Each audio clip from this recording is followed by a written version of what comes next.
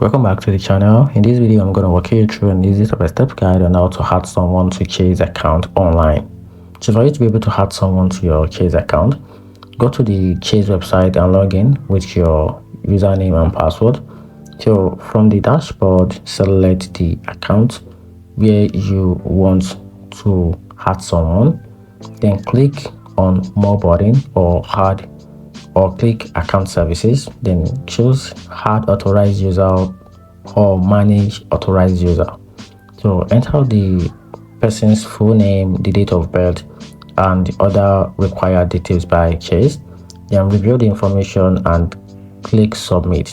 Chase will now send a confirmation and the new user will receive their own card or access, and you've now successfully add someone to your Chase account online.